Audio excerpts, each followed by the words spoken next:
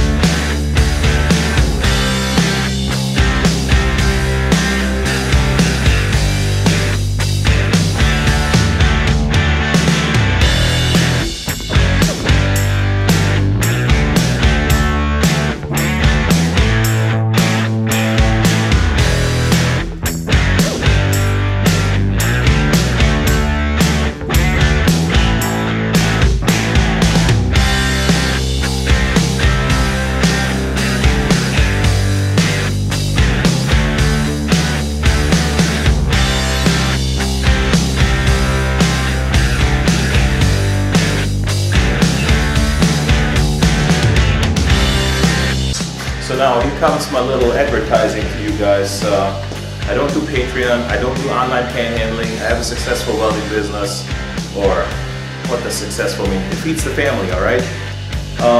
If you guys want to know what tools I use, what I do, where I get my equipment from, I made a couple videos on some rods I've been using, which that's kind of like the secret to cast iron and some other stuff where sometimes it's really hard when you first start out to know where to even get your shit from.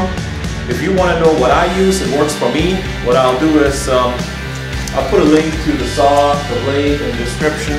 It works really well with mild steel tubing, aluminum, everything.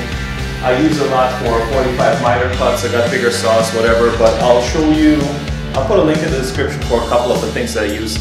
If you want them, great. If you don't want them, great. Whatever, you're not hurting my feelings. So that's the same blade. I definitely got my life worth out of it. How long did we use it? Like a year or so? Year and a half? Alright, another good tip is measure the height of your table. See, this one is pretty much exactly 4 inches.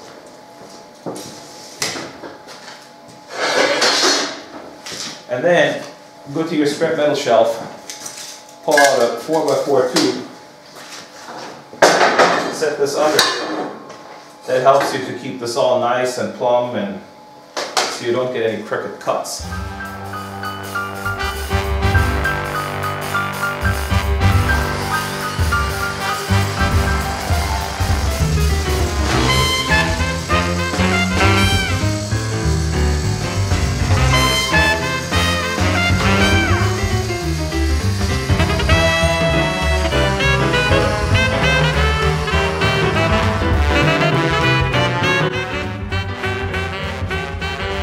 There are hardly any sparks, absolutely clean cut, fast, cool to the touch.